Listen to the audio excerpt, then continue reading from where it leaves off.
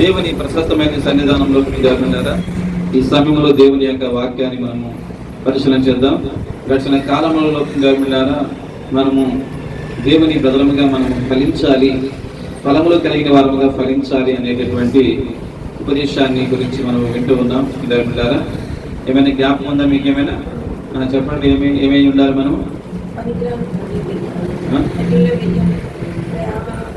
మనం ఏమి కలిగి ఉండాలి, ఏ ఫలములు కలిగి ఉండాలని నేర్చుకున్నాం మనం.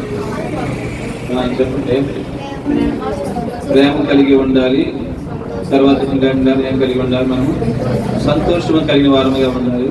అలాగే మూడవదిగా సమాధానం కలిగిన వారముగా ఉండాలి అని నేర్చుకున్నాం.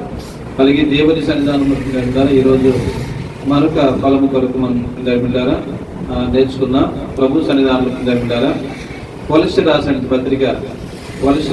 పత్రిక 9, 10, 11 వచనాలని ఇక్కడ ఈ విధంగా రాయబడింది. అయితే ప్రభు సన్నిధానంలో నేను చదువుదాం.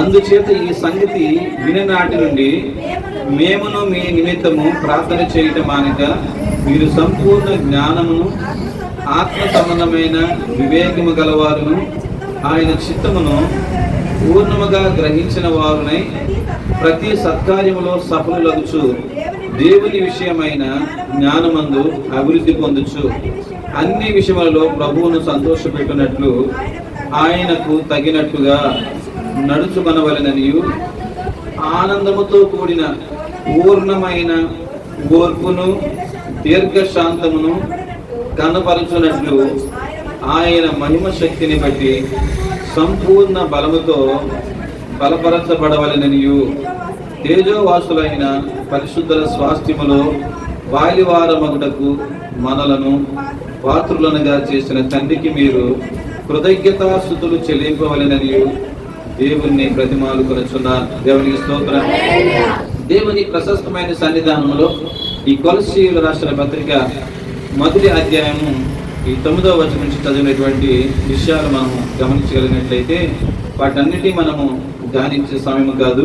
అయితే పిల్లలారా ఇక్కడ మనం చూస్తున్నాము, ఆయనకు తగినట్టుగా నడుచుకొనవలెననియు ఆనందముతో కూడిన పూర్ణమైన ఓర్పును దీర్ఘశాంతమును కనపరచునట్లు ఆయన మహిమ శక్తిని బట్టి సంపూర్ణ బలముతో బలపరచబడవలెననియు తేజోవాసులైన పరిశుద్ధ స్వాస్థ్యముల బాల్యవారముటకు మనను పాత్రులుగా చేసిన తండ్రికి మీరు కృతజ్ఞతాస్తుతులు చెల్లింపవలెననియు దేవుని బతిమాలు కొనుచున్నాను అని భక్తులు చెప్తున్నాడు అపొస్తలుడైన పౌలు తన ప్రార్థన జీవన విధానంలో ఇక్కడ ఒక ప్రత్యేకమైన ఫలమును జ్ఞాపకం చేస్తున్నాడు. ఏంటది?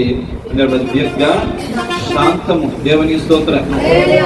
మనం గలతీ పత్రిక అక్కడ మనం చూస్తే అక్కడ మనం చూస్తాము, అక్కడ ప్రేమ, సంతోషము, సమాధానంతో పాటు దీర్ఘశాంతం అనే ఫలము తెలియజేస్తున్నాడు. ఇక్కడ అపొస్తలుడైన పౌలు కూడా తన ప్రార్థనలో ఓర్పును దీర్ఘశాంతము గలవారై ఉండాలి అని ఇక్కడ ప్రార్థన చేస్తున్నట్లు చెప్తూ ఉన్నాడు. ఎందుకొరకు దీర్ఘశాంతం మనము కలిగిన వారముగా ఉండాలి అంటే ఆయనకు తగినట్టుగా నడుచుకొనవలెననియు ఆనందముతో కూడిన పూర్ణమైన ఓర్పు దీర్ఘశాంతమును కనపరుచినట్లు అంటున్నాడు. దేవునికి స్తోత్రం. ఆయనకు తగినట్లుగా దేవునికి తగిన వారముగా మనము జీవించాలి. ఎందుకంటే దేవునిలో ఉండేటటువంటి విలువైన ఫలము, అందుకే దీనిని ఆత్మ ఫలములు అన్నారు. దేవునికి స్తోత్రం. ఆత్మ అనగా ఆత్మ దేవుడు. దేవునికి స్తోత్రం. హల్లెలూయా. ఫలం అనగా ఆయనకు కలిగినటువంటి వ్యక్తిత్వం. దేవునికి స్తోత్రం. కాబట్టి దేవుని ప్రశస్తమైన సన్నిధానంలో ఆయనకు తగినట్లుగా మనము నడుచుకున్న వారము కావాలా. ఆయనలా మన జీవితం ఉండాలి. ఆయన వల్లే మనము ప్రత్యేకముగా ఉండాలి. ఆయనకున్నటువంటి మనస్తత్వములో, ఆయన నడవడికలో ఉండేటటువంటి విలువైనటువంటి జీవన శైలి ఏంటంటే ఒకటిగా ఇక్కడ చూస్తున్నాము, దీర్ఘశాంతం. దేవునికి స్తోత్రం. హల్లెలూయా. దీర్ఘశాంతము కలిగిన వారముగా మనము జీవించాలి అనేటటువంటి మనం చూస్తా ఉన్నాం. మనం నెహెమ్యా గ్రంథము 9వ అధ్యాయం 17వ వచనం మనం చూసినట్లయితే, వారు విధేయులగుటకు మనస్సు లేని వారై తమ మధ్య నీవు చేసిన అద్భుతములను జ్ఞాపకము చేసుకొనక తన మనస్సును కఠినపరుచుకొని తాముండి వచ్చిన దాస్యపు దేశమునకు తిరిగి వెళ్ళుటకు ఒక అధికారిని కోరుకొని నీ మీద తిరుగుబాటు చేసిరి. అయితే నీవు క్షమించుటకు సిద్ధమైన దేవుడవును, దయావాత్సల్యతలు గలవాడువగును, దీర్ఘశాంతమును బహుకృపయు గలవాడునయ్యుండి వారిని విసర్జింపలేదు. దేవుని స్తోత్రం. చూడండి, దేవుని ప్రశస్తమైన సన్నిధానంలో ఇక్కడ ఇశ్రాయేలు ప్రజల కొరకు తెలియజేస్తున్నాడు. ఐగుప్తు దేశం నుంచి దేవుడు బయటికి తీసుకుని వచ్చేటప్పుడు దేవులారా వాళ్ళు ఎలా ఉన్నారటండి? వారు ఎలా ఉన్నారటండి? గర్వించి లోబడనొల్లక ఆయన ఆజ్ఞలను చెవియొగ్గకపోయిన వారిగా ఉన్నారు. వాళ్ళు విధేయత చూపేటటువంటి స్వభావాలు వారికి లేవు. దేవుని స్తోత్రం. వారు దేవుని వలన అనేకమైన అద్భుతాలను రుచి చూచిన వారైనప్పటికీ వాటిని జ్ఞాపకము చేసుకునే వారిగా లేరు. తమ మనస్సును కఠినము చేసుకునే వారిగా ఉన్నారట. అలాంటి స్వభావాలు వారికి కలిగినప్పటికీ కూడా ఇక్కడ దేవుడు తన ప్రజల పట్ల ఏమి కలిగి ఉన్నాడండి? దీర్ఘశాంతము గలవానిగా ఉన్నాడు. దేవునికి స్తోత్రం. దీర్ఘశాంతము గలవాడయుండి వారిని వెంటనే ఆయన విసర్జించలేదట. దేవునికి స్తోత్రం. ఇంకా చదువుదాం, ప్రభు సన్నిధానంలో చూద్దాం. వారు ఒక కోత దూడను చేసుకుని ఐగుప్తులో నుండి మమ్మను రప్పించిన దేవుడు ఇదే అని చెప్పి నీకు బహు విసుగు పుట్టించినను. వారు ఎడారిలో ఉండగా నీవు బహు విస్తారమైన కృప కలిగిన వాడవై వారిని విసర్జింపలేదు. దేవుని స్తోత్రం. చూడండి, వారు యేసు ప్రభువుని యెహోవా దేవుడిని ఆరాధించే వారికి ఉండడం మాత్రమే కాదు, పరిశుద్ధాత్మ దేవుని ఆరాధింపకుండా ఉండడమే కాదు, ఇంకెలా ఉన్నారటండి? పోత విగ్రహం చేసుకుని ఉన్నారు. మోషే ఆయన సినాయి పర్వతం మీదకి వెళ్ళినప్పుడు ఆ పర్వతం మీద దేవుని యొక్క నిబంధనను గురించి 40 దినములు ఉపవాస దీక్షలోనికి వెళ్ళేటప్పుడు ఆ సమయంలో ప్రభుత్వ దేవుడు కావాలని చెప్పి అహరోనుతో మాట్లాడి వెళ్ళేటప్పుడు ఆ సమయంలో దేవుడిని కూర్చున్నటువంటి తాత్పర్యంలో ఒక దూడను వాళ్ళు తయారు చేసుకుని వాళ్ళు ఎగతాళిగా ఆరాధన చేసేటటువంటి తాత్పర్యం అక్కడ కలిగినట్టు మనం చూస్తాం. దేవుని స్తోత్రం. ఆ యొక్క పని వలన దేవుడికి కోపం పుట్టించే వారిగా ఉన్నారు. చాలా మంది జీవితాలలో సమాజంలో ఎప్పటికీ కూడా కొన్ని సంఘాలలో ఉన్నటువంటి భక్తులు మూఢనమ్మకాలను ఆశ్రయించేవారుగా, శగనగాండ్లను ఆశ్రయించేవారిగా, ముహూర్తాలను చూసేవారిగా. చూడండి, ముహూర్తాలను చూస్తారు, ముహూర్తాలను చూసేవారిగా. దేవుడు ప్రతి దినము మంచిది అన్నాడు, ప్రతి గడియ మంచిది అన్నాడు. చెడ్డదని ఎక్కడైనా అన్నాడా? ఫలానా గడియ చెడ్డది, ఫలానా గడియ మంచిది అని ఆయన చెప్పలేదు. అన్ని మంచిది మంచిది మంచిది మంచిది అన్నాడు. కానీ మనుషులు మంచిని చెడుగాను, చెడును మంచిగాను ఊహించి వారి ఖచ్చితమైన ఆలోచన చేత ప్రతి ఒక్కరిని కూడా వారికి ఇష్టం వచ్చినట్లుగా దేవుడిని మలుచుకుంటూ వారికి ఇష్టం వచ్చినట్లు అనేకమైన ఆచార పద్ధతులను ఏర్పరచుకుంటూ జీవిస్తా ఉన్నారు. దేవునికి స్తోత్రం. హల్లెలూయా. లోకములో దేవుని ఎరగని వారు ఒక ఎత్తు అయితే, అపవాది బంధకాల్లోనికి వెళ్ళిపోయి గుడ్డివారైపోయిన వారు అలా ఉన్నారంటే అది వేరు. కానీ క్రీస్తులో ఉన్నవారు కూడా కొందరు ఇప్పటికీ కూడా ఒక విధవరాలను చూస్తే ఆమెను దూషిస్తారు, ఒక పిల్లి కనబడితే దాన్ని దూషిస్తూ ఉండిపోతా ఉంటారు. ఎవరైనా ఒక వ్యక్తి చావు బ్రతుకుల్లో ఉండేటప్పుడు పలకరించడానికి వెళ్తే ఒకవేళ అనుకోకుండా తన మరణం అని చెప్పి దాన్ని దారిద్ర్యముగా ఎంచుకుని తన ఇంటిలో కూడా ఆ వ్యక్తి చనిపోయిన దాన్ని బట్టి శాపముగా ఎంచుకొని కీడుగా ఎంచుకునేటటువంటి దౌర్భాగ్య స్థితి సమాజంలో కొనసాగుతున్నారు. అందరూ కాదు, కొందరు ఆ రీతిగా జీవించే వారుగా ఉంటామన్నారు. అయినప్పటికీ కూడా వారు ఆ రీతిగా కఠినమైన మనసు కలిగిన వారైనప్పటికీ కూడా ఇంకా దేవుడు చేస్తున్నాడు, కృప కలిగిన వాడై వారిని విసర్జింపలేదు అంటున్నాడు. ఇంకా చూస్తే చూడండి, అక్కడ మార్గము గుండా వారిని తోడుకొని పోవుటకు పగలు మేఘస్తంభమును, దారిలో వారికి వెలుగించుటకు రాత్రి అగ్నిస్తంభమును వారి పైనుండి వెళ్ళిపోక నిలిచెను. వారికి బోధించుటకు నీ ఉపకారాత్మను దయచేసివి, నీవిచ్చిన మన్నాను ఇయ్యక మానలేదు, వారి దాహమునకు ఉదకమిచ్చితివి, నిజముగా అరణ్యములో ఏమీ తక్కువ కాకుండా 40 సంవత్సరములు వారిని పోషించితివి. వారి వస్త్రములు పాతగిల్లిపోలేదు, వారి కాళ్లకు ఏంటంటే వాపు రాలేదు. ఇదియుగాక రాజ్యములను జనములను వారికి అప్పగించి వారికి సరిహద్దులు ఏర్పరిచితివి. కనుక వారు సీహోను అను హెష్బోను రాజు యొక్క దేశమును, బాషానునకు రాజు అయిన ఓగు యొక్క దేశమును స్వతంత్రించుకొనిరి. వారి సంతతిని ఆకాశపు నక్షత్రములంత విస్తారముగా చేసి ప్రవేశించి స్వతంత్రించుకున్నట్లు వారి పితరులకు నీవు వాగ్దానము చేసిన దేశంలోనికి వారిని రప్పింపగా ఆ సంగతి వారు ప్రవేశించి ఆ దేశమును స్వతంత్రించుకొనిరి. నీవు కనానీయులను ఆ దేశములను తమకు మనస్సు వచ్చినట్లు చేయుటకు వారి రాజులను ఆ దేశములను వారి చేతికి అప్పగించిదివి.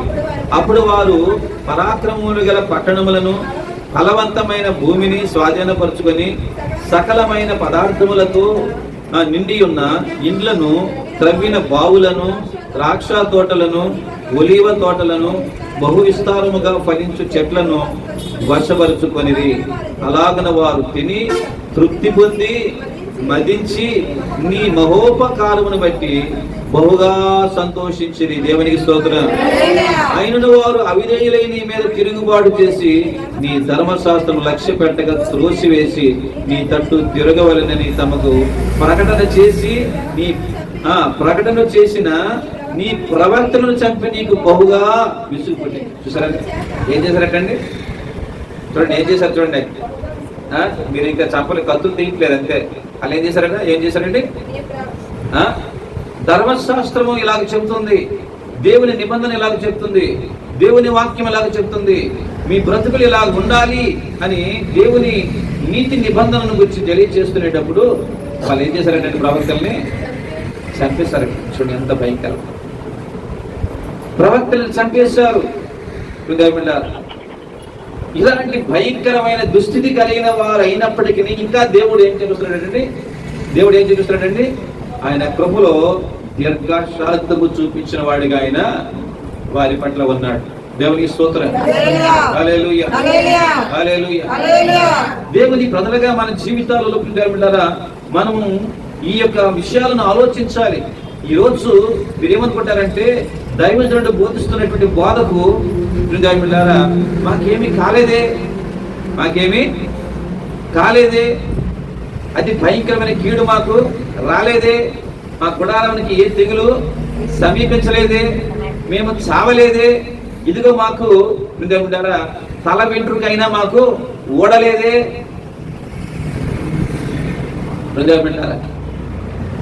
అని మనం అనుకుంటూ ఉంటుంటాం, మనం ఆలోచించుకుంటుంటాం. ఎందుకంటే వాక్యం విన్న తర్వాత మీకు వ్యతిరేకులకి వచ్చేటువంటి ఆలోచనలు ఎలా ఉంటాయంటే దేవుని నీతిని నెరవేర్చాలనే ఆలోచనలు వారికి రావు. వీళ్ళకి వచ్చాయా దేవుని నీతిని నెరవేర్చాలని? అమ్మా వచ్చాయా? దేవుని వాక్యానికి మనం లోబడాలి, ప్రవక్తల మాటకు లోబడాలి, అభిషక్తుల మాటకు లోబడాలి, అగ్ని దేవుడు మాట్లాడుతున్నాడు, ఆయన నిబంధనకు మనం కట్టుబడాలి అనే మనసు ఏమైనా వచ్చిందా? ఏ మనసు వచ్చింది వాళ్ళకి? ఇంకా కఠినమైన మనస్సు. ఆ మనసులో దేవునికి చోటివ్వాలనే మనసు, చివరికి ప్రవక్తలను చంపే మనసు వచ్చేసిందంట వాళ్ళకి. చూసారండి? కొంతమంది ఉంటారు వాక్యం చెబితే ఉంటారా అది గుణపాము వలె గుండెలలోని దూసుకొని వెళ్ళిపోతే ఉంటారా ఆ భాషకి వాక్యం తెలియదు. ఏం తెలియదు? ఆ భాషకి వాక్యం లేదు. ఆడికి నోట్లో ఏం మాట్లాడితే ఆడికే తెలియదు. ఆడికి ఏం తెలుసు అసలు ఇది వాక్యం? బుర్రా బుద్ధి లేని మాట్లాడుతున్నాడు అని లోపల మూలుక్కుంటా ఉంటారు.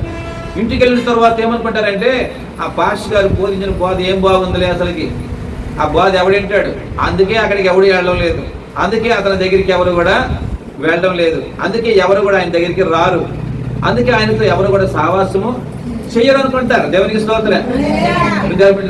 అలాగనుకుంటారు. మనము కూడా వెళ్ళవలసిన పని లేదు అనుకుంటారు. అక్కడికి వెళ్ళి మనము ఆ వాక్యం ఖడ్గము చేత మనము నరికించుకునే కంటే ఏ సినిమాకో, లేకపోతే పార్కుకో, లేకపోతే బీచ్కో, లేకపోతే ఎక్కడికో ఎవరితోనో కాలక్షేపం చేయడానికి మనము వెళ్ళిపోతే బాగును అనుకునేటటువంటి దౌర్భాగ్యులు కూడా సమాజంలో ఉన్నారు. దేవునికి స్తోత్రం. హల్లెలూయా, హల్లెలూయా. కానీ ఇది దేవుని వాక్యము, ఇది దేవుడు మిమ్మల్ని సరిచేయ వాక్యము, ఇది దేవుడు మీ జీవితములకు ఆశీర్వాదం ఇచ్చే వాక్యము, ఇది దేవుడు మీ బ్రతుకులలో నెమ్మదిని, శాంతిని, సమాధానం ఇచ్చి మీ కుటుంబాలకు సమృద్ధిని కలుగు చేసే వాక్యము. దేవుని వలన మీ బ్రతుకులలో నిజమైన ఆనందమునకు మూలాధారమైన వాక్యం ఇచ్చిన తలంపులు రావు, రాలేదు. మనకి ఎప్పుడు ఏదైనా ఆలోచనలు మనకి రావు కదండి. మనకి కూడా మన సంఘంలో మీకు వచ్చిన ఆలోచన చెప్పండి. పాస్టర్ గారు ఏం చేస్తారు? అమ్మా ఏం ఆలోచన మీకు చెప్పండి? తిడతారు. కంఠస్థ వాక్యం ఏమైంది ఏమమ్మా? మనందరికీ ఏంది కంఠస్థ వాక్యం? పాస్టర్ గారు తిడతారు. ఏమమ్మా పాస్టర్ గారు తిట్టవలసిన పని ఏముంది ఆయనకి? ఏమండి, నలుగురు రాబట్టుకోవాలనుకునేటటువంటి వ్యక్తిత్వం ఉంటుందా? నలుగురు పోగొట్టుకోవాలనుకుంటాడా పాస్టరు? దేవుడు కూడా నలుగురు పోగొట్టుకోవాలనుకుంటాడా? నలుగురు రావాలనుకుంటున్నాడా? అందరూ అంతటా మారు మనస్సు పొందవలనని అని దేవుని వాక్యంలో ఉంది. దేవుని స్తోత్రం. అంటే ఇప్పుడు ప్రభువు పోగొట్టుకోవాలనుకున్నాడా, రాబట్టుకోవాలనుకున్నాడా? చూడండి, అందరూ త్రోవ తప్పినప్పటికీ కూడా దేవుని ప్రశస్తమైన సన్నిధానంలో ఒక ప్రత్యేకమైనటువంటి మనస్సు దేవుడు ఇంకా చూస్తుంటారా. ఎంత భయంకరముగా ప్రజలు ఉండినప్పటికీ కూడా మరొక దగ్గర చూస్తుంటారా, మనుషులు చేసిన పాపానికి ప్రాయశ్చిత్తార్థమైన బలిపశువుగా ఆయన శరీరధారికి లోకానికి వచ్చుటకు ఒక ప్రణాళికను వేసుకున్నాడు. దేవునికి స్తోత్రం. హల్లెలూయా. యెషయా గ్రంథం యెషయా గ్రంథము 53వ అధ్యాయం మనం చదివినట్లయితే యెషయా గ్రంథము 53వ అధ్యాయం 5వ వచనం నుంచి చదువుదాం. చూడండి, అక్కడ అంటాడు, మన అతిక్రమములను బట్టి అతడు గాయపరచబడిను, మన దోషములను బట్టి నలగగొట్టబడిను, మన సమాధానార్థమైన శిక్ష అతని మీద పడిను, అతడు పొందిన దెబ్బల చేత మనకు స్వస్థత కలుగుతున్నది. మనమందరము గొర్రెల వలె త్రోవ తప్పిపోతుమి, మనలో ప్రతి వాడును తనకిష్టమైన త్రోవకు తొలగెను. యెహోవా మన అందరి దోషమును అతని మీద మోపెను, అతడు దౌర్జన్యమునందును బాధింపబడినను అతడు నోరు తెరవలేదు. వదకు తేబడు గొర్రె పిల్లయు బొచ్చు కత్తిరించు వాని ఎదుట గొర్రెయు మౌనముగా నుండినట్లు అతడు నోరు తెరవలేదు. అన్యాయపు తీర్పు నిందిన వాడై అతడు కొనుకోబడిను, అతడు నా జనుల అతిక్రమమును బట్టి మొత్తబడిను కదా. జీవుల సజీవుల భూమిలో నుండి అతడు కొట్టివేయబడిను. అయినను అతని తరమ వారిలో ఈ సంగతి ఆలోచించు వారెవరు? దేవునికి స్తోత్రం. హల్లెలూయా. ప్రభువు యొక్క దీర్ఘశాంతములో ఇన్ని విధములుగా అవిధేయులైన ప్రజలు ఉండినప్పటికీ కూడా ఇంకనూ ఆయన కృప చూపుతున్నాడంటే ఆయనలో ఉండేటటువంటి దీర్ఘశాంతం. దేవునికి స్తోత్రం. హల్లెలూయా. అర్ధశాంతం కాదు, ఏ శాంతం అండి? దీర్ఘశాంతము కలిగిన వానిగా ఉన్నాడు ఆయన. దేవునికి స్తోత్రం. కాబట్టి ఆయన తన ప్రజలను ఖండించినప్పటికీ, ఆ ప్రజలకు తన ఆజ్ఞలు జారీ చేసినప్పటికీ, ఆ సమయంలో దేవుడు వారిని శిక్షిస్తాననేటటువంటి నియమమును కల్పించిన వాడైనప్పటికీ ఆయన మన యందు శిక్ష పడకున్నట్లుగా ఆయనే తన ప్రియ కుమారుని రూపముగా, దేవునికి స్తోత్రం, ప్రియ కుమారుని రూపంగా వచ్చాడు. మన అతిక్రమముల కొరకు ఆయన వినండి గాయపరచబడిన వాడు. మన అతిక్రమముల కొరకు, దేవునికి స్తోత్రం, నలగగొట్టబడిన వాడిగా ఉన్నాడు. మన అతిక్రమముల కొరకు దౌర్జన్యము నొందిన వాడిగా, బాధింపబడిన వాడిగా ఉన్నాడు. దేవునికి స్తోత్రం. హల్లెలూయా. మన అతిక్రమముల కొరకు అన్యాయపు తీర్పు నొందిన వాడిగా ఉన్నాడు. దేవునికి స్తోత్రం. మన అతిక్రమముల కొరకు మొత్తబడిన వాడిగా ఉన్నాడు. దేవునికి స్తోత్రం. హల్లెలూయా. హల్లెలూయా. మన అతిక్రమముల కొరకు సజీవుల భూమిలో నుండి అతడు కొట్టివేయబడిన వాడిగా ఉన్నాడు. దేవునికి స్తోత్రం. ఆలోచన చేస్తున్నాడు ఆయన. ఇక్కడ అదే అంటున్నాడు దేవుడు. ఆలోచిస్తున్నామా? మన ఆలోచనలు దేవునికి వ్యతిరేకమైనవిగా ఉండకూడదు. ఎందుకంటే దేవుడు నీ జీవితంలో దీర్ఘశాంతము చూపుతున్నాడు కాబట్టి నీ అతిక్రమములు ఇంకా చలామణి అవుతూ ఉన్నాయి. నీ యొక్క తప్పుడు ఆలోచనలు చలామణి అవుతున్నాయి. మీ తప్పుడు మార్గాలు, తప్పుడు నడకలకు శిక్ష పడకుండా ఉంటుంది. దేవునికి స్తోత్రం. హల్లెలూయా. హల్లెలూయా. కాబట్టి దేవుని ప్రజలుగా మీ జీవితాలలో దేవుని బిడ్డలారా ఆ దేవాది దేవుని ప్రశస్తమైన సన్నిధానంలో మన బ్రతుకులు మారాలి, మన తలంపులు మారాలి, మన ఆలోచనలు మారాలా. దేవునికి స్తోత్రం. హల్లెలూయా, హల్లెలూయా, హల్లెలూయా. దేవుని ప్రజలుగా మనము ఆలోచన చేయకపోతే బృందావనులారా మన బ్రతుకులు యోగ్యమైనవిగా ఉండవు. చూడండి, యోనా గ్రంథం మనం చూసినట్లయితే బృందావనులారా 4వ అధ్యాయం 2వ వచనం సరి చదవండి. యోనా ఒక మాట చెబుతూ ఉన్నాడు. బృందావనులారా యోనా చెప్తున్నాడు, యోనా యెహోవా నేను నా దేశమందుండగా ఇట్లు జరుగునని నేను అనుకుంటుని కదా, అందువలననే నీవు కటాక్షమును జాలియును బహుశాంతమును అత్యంత కృపయుగల దేవుడు అని అయ్యుండి పశ్చాత్తాపడి కీడు చేయక మాందు అని నేను తెలుసుకుని దానికి ముందుగానే తర్షీషునకు పారిపోతుని అంటూ ఉన్నాడు ఆయన. దేవునికి స్తోత్రం. చూడండి, తర్షీషునకు వెళ్ళిపోతున్నటువంటి యోనా ఎందుకు వెళ్ళిపోతున్నాడంటే దేవుడు దీర్ఘశాంతము కలిగిన వాడు, కృప కలిగిన వాడు ఆయన. దేవునికి స్తోత్రం. జాలి కలిగిన వాడిగా ఉన్నాడు ఆయన, బహుశాంతము కలిగిన వాడు, దీర్ఘశాంతము కలిగిన వాడు అయి ఉన్నాడు. కాబట్టి ఆయన చేస్తానని కీడు చేయక మానేటటువంటి తత్వము నీలో ఉందని నేను వెళ్ళిపోతున్నాను తర్షీషు అని చెప్పి ఆయన ప్రభువుకి జవాబిస్తా ఉన్నాడు యోనా. దేవునికి స్తోత్రం. నినివే పట్టణస్థుల జీవన విధానం చూస్తే భయంకరమైన పాపములతో వారు నిండి ఉన్నారు, చీకటి కార్యాలలో వారు ఉన్నారు, అపవిత్రమైన జీవన విధానాలలో వారు ఉన్నారు. అనేకమైన మోసములు జరుగుతున్నాయి, అబద్ధములు జరుగుతున్నాయి. అక్కడ దొంగతనములు జరుగుతూ ఉన్నాయి, అత్యధికంగా వ్యభిచార ప్రక్రియ జరుగుతూ ఉంది. దేవునికి స్తోత్రం. హల్లెలూయా. అక్కడ భయంకరమైన పాపము, విగ్రహ ఆరాధన జరుగుతూ ఉంది, దేవునికి వ్యతిరేకమైనటువంటివి అతి భయంకరమైన పాపములు, విగ్రహారాధన అలాగే వ్యభిచారం. ఈ రెండిటికి అక్కడ బహు విస్తారముగా మార్గము తెరవబడి ఉన్న స్థితిలో వారు ఉన్నారు. కాబట్టి దేవునికి కోపం వచ్చేసింది. 40 దినములలో ఆ పట్టణముని నేను నాశనం చేస్తానని ఓ ప్రవక్త అయిన యోనా నీ వెళ్ళి ప్రకటన చేయి. దేవునికి స్తోత్రం. కాబట్టి యోనా అక్కడ ప్రకటన చేయడానికి వెళ్ళకపోయేటప్పుడు యోనాను శిక్షించి ఆ పట్టణానికి వెళ్ళి ప్రకటన చేయింపజేశాడు. ప్రకటన చేసిన తర్వాత దేవుడు వారికి చేస్తానని కీడు చేయక మానేడు. ఎందుకంటే తెలుసండి, ఎందుకంటే మానేడు ఆయన ఇంకా పాపాలు చేస్తున్నందుకు, చప్పట్లు పెట్టినందుకు, శాంతి ఎక్కువైపోయినందువల్ల వాళ్ళు మనస్సు మార్చుకున్నారు. దేవునికి స్తోత్రం. హృదయాలు మార్చుకున్నారు, తలంపులు మార్చుకున్నారు, గోనె పట్ట కట్టుకున్నారు అందరూ. దేవునికి స్తోత్రం. హల్లెలూయా. ఆ నినివే వారందరూ కూడా చూడండి, వారు చెడు నడతలను మానుకొని వారు చేస్తున్న క్రియలను చూచి పశ్చాత్తాపడి వారికి చేతులను తాను మాట ఇచ్చిన కీడు చేయక మానను. దేవునికి స్తోత్రం. చెడు నడతలను మానుకొని ఉన్నారు. వారి హృదయము ముందు ఈ పాపములో పడిన దానిని బట్టి, పాపము జీవన విధానాన్ని బట్టి వారి తప్పును వారు తెలుసుకుని గోనె పట్ట కట్టుకుని రాజు నుంచి పిల్లవాడి వారు. ఎవరండి పిల్లలు? ఎందుకు లేండి పాస్టర్ గారు, వాళ్ళకి ఇంక బోల్డంతా సర్వీస్ ఉంది. ఏటా సర్వీస్ అట? ఈ దేనికా సర్వీస్? ఏ జీవితానికి? ఏ జీవితానికమ్మా సర్వీస్ పిల్లలకి? ఏ జీవితానికమ్మా? లోకంలో మనం కూడా యవన కాలం వరకు పెళ్లి కాకముందు, పెళ్లి అయిన తర్వాత కూడా మనం తిరిగాం కదా. అలాంటి తిరుగులన్నీ వాళ్ళు తిరగాల. మనం ఆనందించిన ఆనందాలన్నీ వాళ్ళు ఆనందించాల. మనం సంతోషించిన సంతోషాలన్నీ వారు సంతోషించాలి. ఆ సంతోషాలకి కదా నీకు వచ్చింది ఈ శాపం,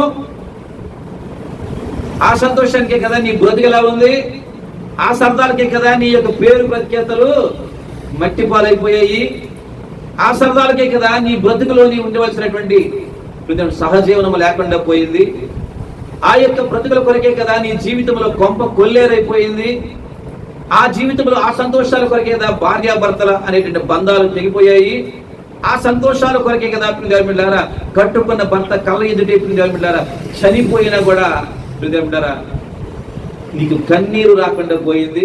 దేవునికి స్తోత్రం. హల్లెలూయా. కన్నీరు వచ్చిన ఆ భర్త నీ ఇంటిలో నీకు లేనివాడైపోయాడు. దేవునికి స్తోత్రం. ఏ సంతోషం మీరు ఆలోచించండి. దేవునికి స్తోత్రం. ఏ సంతోషాలు బట్టి నువ్వు యవన కాలంలో వైదవ్యం అయిపోయింది, ఏమా ఏ సంతోషాలు బట్టి మన యొక్క యవ్వన కాలంలోనే వైధవ్యం అయిపోయింది, విధవగా ఎంపిక చేయబడింది. ఆలోచించాలి ఇవన్నీ. దేవునికి స్తోత్రం. హల్లెలూయా. కాబట్టి ఏమంటారా, ఈ యొక్క లోకస్థమైన సంతోష జీవన శైలిని బట్టి ఏమంటారా శాపములకు గురైపోయిన బతుకులుగా ఏమంటారా మన జీవితాలు అయిపోయి అవే శాపాలు మీ పిల్లలకు రావాలా? పిల్లలు ఉన్నాయండి, వాళ్ళు కొన్నాళ్ళు తిరుగుతారు. ఫాస్ట్ గా రుడుక్కుంటారే. బర్త్డేలోని మంచి ఎంజాయ్ చేయాలి. ఏం చేయాలమ్మా? బర్త్డే అయితే ఫాస్ట్ గారికి ఉడుకు, మా పిల్లలు రంగులు వేసుకున్నా, మా పిల్లలు బూరలు వెలిగించు బూరలు పేల్చుకున్నా, మా పిల్లలు ఏంటంటే ఈ దుస్సు అని ఉంటారు కదా బయటికి పొంగు నూరగులు వదిలినా, మా పాస్టర్ గారికి పిల్లరా ఏమండి నగలు అలంకరించుకున్నా, మా పాస్టర్ గారికి మంచి బట్టలు ఒళ్ళు కనబడినట్టుగా ఏమండి ఒళ్ళు కనబడినట్లుగా బట్టలు కట్టుకున్నా, వారవలేడు ఈయన. దేవునికి స్తోత్రం. ఏమండి కదా, కాబట్టి వారవలేడు ఈయన. కాబట్టి మనకి బర్త్డేలకి ఎవరు కలద్దు? ఇక నుంచి ఆనందభరితులైన వారు, సంతోష సంబంధులు ఉన్నారు సమాజంలో. వాళ్ళని పిలుచుకొని మనం బర్త్డే చేసుకుంటే ఎంత హ్యాపీయో ఆ రోజు, ఎంత ఆనందమో, ఎంత సంతోషమో. ఆ సంతోషం నీ పిల్లలకి ఏ విధంగా మారింది అమ్మా? ఏ విధంగా మారింది? శాపముగా మారింది. రక్షణ లేకుండా పోయింది. నీ పిల్లలకి మంచి పేరు పోయింది. దేవునికి స్తోత్రం. నీ పిల్లలకి ఉన్న విలువ పోయింది. ఇదిగో ఆ తల్లి ఆ మందిరంలోకి వెళ్తుంది కాబట్టి ఆ పిల్లలు కూడా ఆమె యొక్క మార్గంలో వెళ్తారే. కాబట్టి అది వెలుగైన మార్గము, జీవమైన మార్గము, అది శ్రేష్టమైన మార్గము, పవిత్రపరచబడిన మార్గము, ఆ మార్గములో సత్యమైన మార్గము అది. కాబట్టి ఆ మార్గంలో వారు వెళ్తున్నారు. ఇక నుంచి వారు నిజముగా వారు ధన్యులవుతారా అని లోకం అనుకుంటుందట మనం ప్రభు దగ్గరికి రాగానే. దేవునికి స్తోత్రం. ఒరే ఇప్పుడు ఈ లోకంలో వారు ఉన్నారా? వాళ్ళ లోకం వేరు, వాళ్ళ రాజ్యం వేరు, వాళ్ళ భక్తి వేరు, వాళ్ళ విధానం వేరు. ఇక నుంచి వాళ్ళు మనకి సన్నిహితులు కాదురా, వాళ్ళు ఒక ప్రత్యేకమైనటువంటి వారిగా ఉంటారా అనేటటువంటి సాక్ష్యం. కొత్తగా మనము దేవునిలోనికి వచ్చేటప్పుడు సమాజం మన కొరకు మాట్లాడుకునేది అది. దేవునికి స్తోత్రం. హల్లెలూయా. హల్లెలూయా. ఆ మార్గంలో నీవు వెళుతూ ఉంటే లోకంలో ఉండేటువంటి వారందరూ కూడా నీవు ఆ మార్గంలోనికి ఎందుకు వెళ్ళావమ్మా, అది ఎందుకు అని చెప్పి మరలా ఈ పాప మార్గంలోనికి వారు నిన్ను తీసుకురావాలని, వారికి నచ్చిన ఆనందాలలో నీవు కూడా పాల్గొనలు కావాలని వాళ్ళు తర్వాత ప్రయత్నం చేస్తూ ఉంటారు. దేవునికి స్తోత్రం. హల్లెలూయా. ఎంత ప్రయత్నం చేసినా నీవు ఈ మార్గంలోనికి, ప్రభు అయిన యేసుక్రీస్తు మార్గంలోనికి వచ్చినప్పుడు ఇక ఆమెను మనము మార్చలేము. దేవునికి స్తోత్రం. హల్లెలూయా. హల్లెలూయా. హల్లెలూయా. ఎందుకంటే ఆమె ప్రభువు బిడ్డగా మారిపోయింది అని మనం సాక్ష్యం పొందుతా ఉంటాం. దేవునికి స్తోత్రం. కానీ తరువాత మన బ్రతుకుల్లోని దేవుడికి చోటు ఇవ్వని వాళ్ళని వారిగా మనం తయారవుతున్నాం కదా. తయారైన తర్వాత మన సాక్ష్యాలు ఎలా ఉంటాయి చెప్పండి? అనుకున్నాను కానీ ఈమె ప్రభువు దగ్గరికి వెళ్ళి పవిత్రురాలైపోయింది, పరిశుద్ధురాలైపోయింది, ప్రత్యేకమైనది అయిపోయింది. లోకములో వారు లోకలు వంటి వారిగా ఇక ఉండరు. వాళ్ళ జీవన విధానం వేరు, వారి నడక వేరు, వారి తలంపులు వేరు, వారి ఉద్దేశాలు వేరు అని అనుకున్నారు కానీ ఇప్పుడు మనకంటే దరిద్రురాలుగా తయారైందిరా. ఇక్కడ ఉన్నప్పుడు కొంతైనా భయం ఉండేది, కానీ అక్కడికి వెళ్ళిన తరువాత ఆమె జీవన విధానంలో ఏ భయము లేకుండా బజారుగా తిరుగుతూ ఉంది. బజారుగా తిరుగుతున్నాడని చెప్పి మనకి పెద్ద సర్టిఫికేట్ ఇస్తారు. దేవునికి స్తోత్రం. బాందమ్మా బాగుంటుందా? జనములు నీ కోసం నెంబర్ వేసుకునేటప్పుడు ఏమా సంతోషం కదమ్మా? ఏమా జనములు నీ కోసం మాట్లాడుకునేటప్పుడు హ్యాపీ కదా? ఆనందమేనా? సంతోషమేనా? నవ్వగలుగుతావా?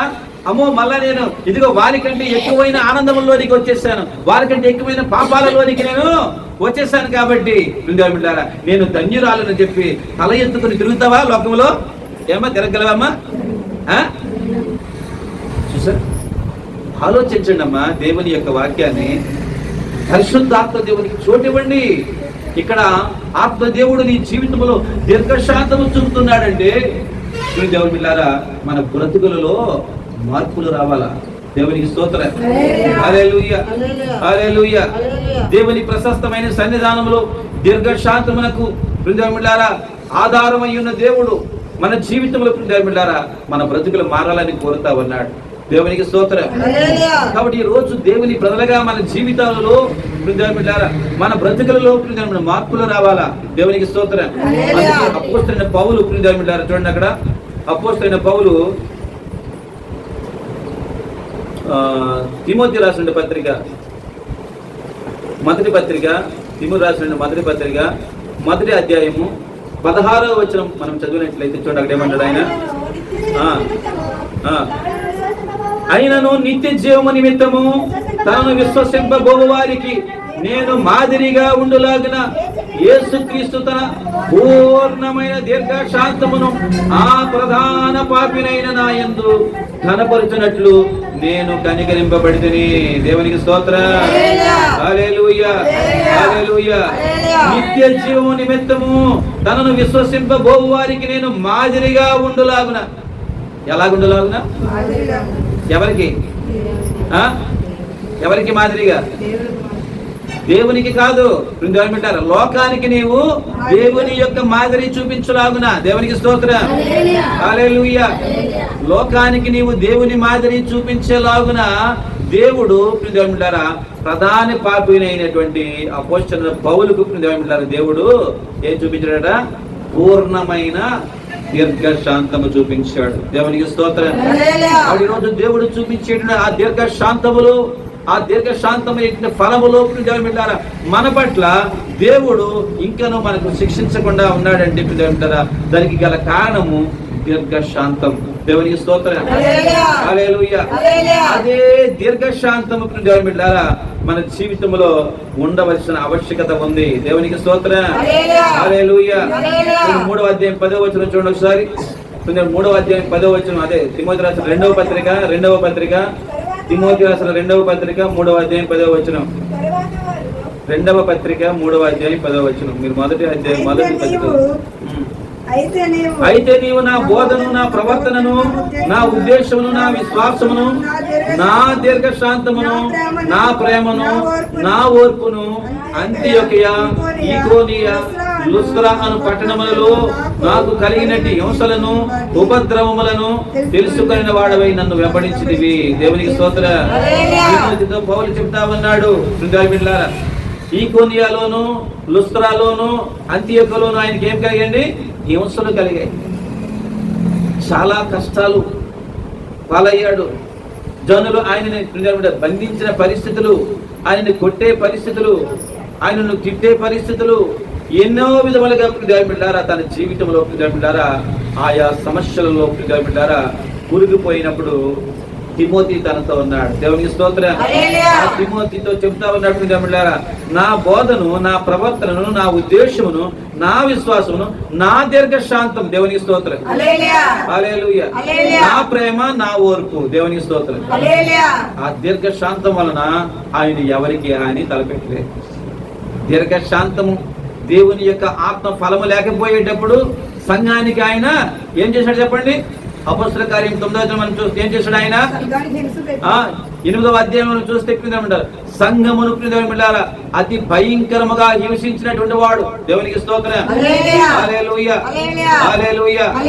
ప్రభు సన్నిధానం మనం చూస్తే ఎంతగా హింసించాడంటే చూడండి ఒకసారి అపొస్తలుల కార్యం ఇంటింట 8వ అధ్యాయం కదా, ఎన్నో వచనమా?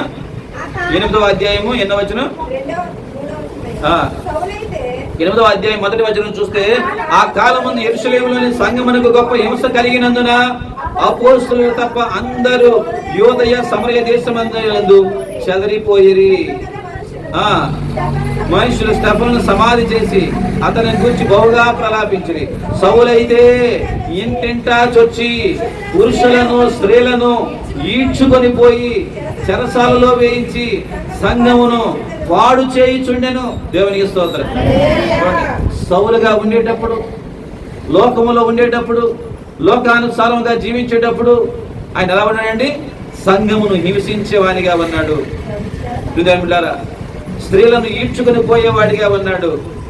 ఇంటింటా చొచ్చి పురుషులను, స్త్రీలను ఈడ్చుకొని పోయేవని ఉన్నాడు. చెరసాలలో వేయించేవని ఉన్నాడు. సంఘమును వాడు చేసేవాడిగా ఉన్నాడటండి. దేవునికి స్తోత్రం. హల్లెలూయా. అందుకని అక్కడ ప్రధాన పాపినైన నాకు దేవుడు ఏం చూపించాడు? దీర్ఘశాంతము చూపించాడు. ఇప్పుడు నేనేమైపోయాను? దీర్ఘశాంతమును అమర్చుకున్న వాడనైపోయాను. దేవునికి స్తోత్రం. నాలో ఆ దీర్ఘశాంతం ఉన్నందువల్ల ఇప్పుడు నేను ఎవరిని శిక్షించట్లే. దేవునికి స్తోత్రం. హల్లెలూయా. ఎవరిని నేను భక్షించట్లేదు, ఎవరికి నేను కీడు తలపెట్టలేదు, ఎవరి ఇంటిలోనికి నేను వచ్చి వారిని ఈడ్చుకొని పోవడం లేదు, ఎవరిని నేను పాడు చేయువానిగా లేదు. దేవునికి స్తోత్రం. హల్లెలూయా. హల్లెలూయా. కాబట్టి దేవుని ప్రజలుగా, దేవుని కుటుంబముగా మీ జీవితాలలో ఇక్కడ చూడండి, దీర్ఘశాంతమునకు మూలాధారమైన దేవుడు మన పట్ల ఎలాంటి ప్రేమను చూపించాడో, దీర్ఘశాంతమును బట్టి మనకు ఏ విధమైన కీడు తలపెట్టని వారిగా ఉన్నాడో, ఆ దీర్ఘశాంతమును బట్టి ఆయన ఎట్టి గొప్ప రక్షణను తన కుమారుని ద్వారా మనకి దేవుడు అనుగ్రహించాడు.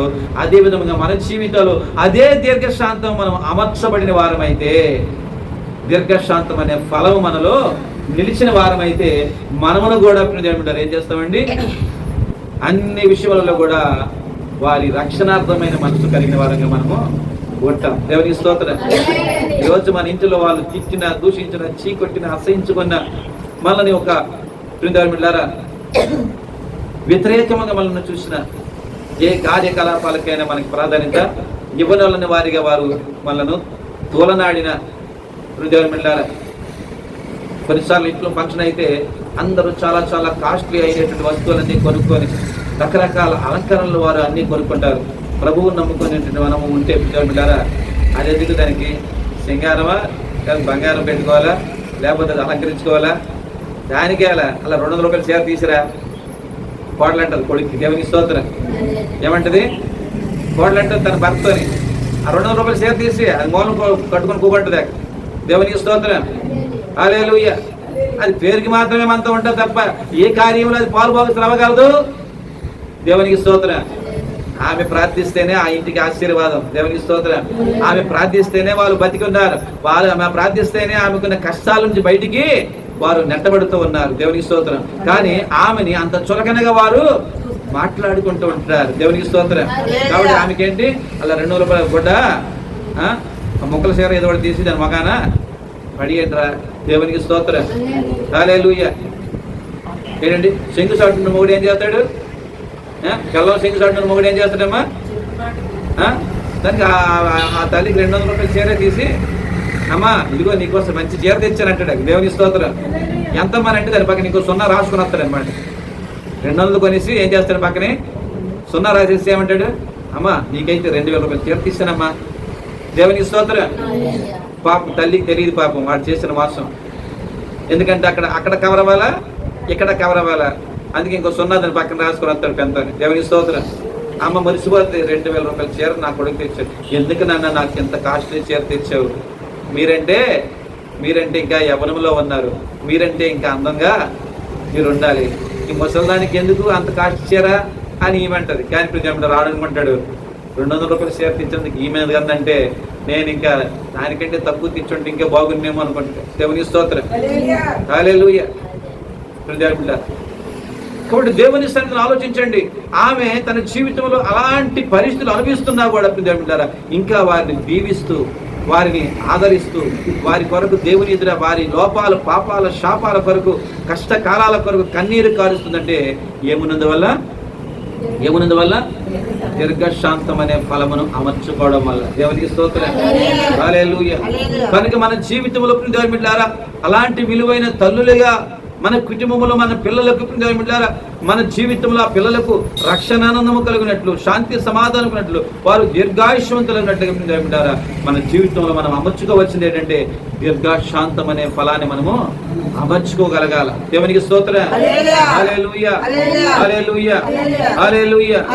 కాబట్టి దేవుని బిడ్డలారా మన జీవితంలో దీర్ఘశాంతం అనే ఫలమును మనం అమర్చుకోగలిగితే దేవుని బిడ్డలారా యేసుక్రీస్తు తన సంపూర్ణమైనటువంటి దేవుని బిడ్డలారా దీర్ఘశాంతం మనకు హక్కుదారులమై దేవుని బిడ్డలారా ఆయన కృపలో మనము చూపించండి. దీర్ఘశాంతంలో సమాజము, లోకము, రక్త సంబంధము అంతా కూడా ప్రత్యేకముగా మార్చబడగలుగుతుంది. దేవునికి స్తోత్రం. హల్లెలూయా. వారి ప్రవర్తనను సరి చేసుకుని వారు అవుతారు. దేవునికి స్తోత్రం. హల్లెలూయా. హల్లెలూయా. హల్లెలూయా. హల్లెలూయా. హల్లెలూయా. అందుకంటాడు పేతురు రాసిన 2వ పత్రిక 3వ అధ్యాయం 14వ వచనం మనం చూసినట్లయితే ప్రియులారా, వీటి కొరకు మీరు కనిపెట్టువారు కనుక శాంతము గలవారే ఆయన దృష్టికి నిష్కలంకులుగాను నిందారహితులుగాను కనబడినట్లు జాగ్రత్త పడుడి. దేవునికి స్తోత్రం. హల్లెలూయా. దీర్ఘశాంతం వల్ల నీవు ఏమై ఉంటావమ్మా? దీర్ఘశాంతము నీలో ఉన్నందువల్ల నీవు నిందారహితులుగా నీవు ఉంటావు. దేవునికి స్తోత్రం. నిందారహితులుగాను నిష్కలంకులుగాను మీరు ఉంటారా? ఒక ప్రత్యేకమైన సాక్ష్యాన్ని మనము పొందుకోగలిగిన వారముగా ఉంటాం. ఎప్పుడు? మనం ఏమున్నప్పుడు?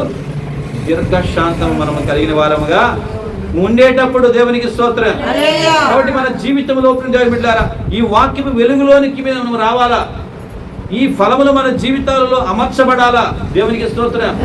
ఈ ఫలములు మన బ్రతుకులో ఉంటే బిడ్డలారా, మనము కూడా క్షేమముగా ఉంటాము, మన కుటుంబాలు కూడా క్షేమముగా ఉంటాయి. దేవునికి స్తోత్రం. మనము రక్షణ నొందిన వారముగా నిజమైన సాక్ష్యమునందు వారం అవుతాము.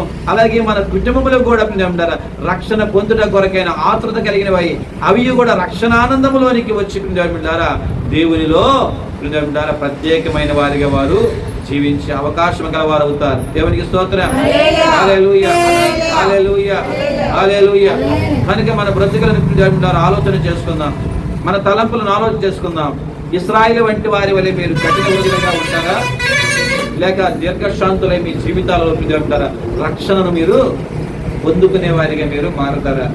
ఆలోచన చేద్దాం. తలలు వంచండి, ప్రార్థన చేసుకుందాం. ప్రతి ఒక్కరు కూడా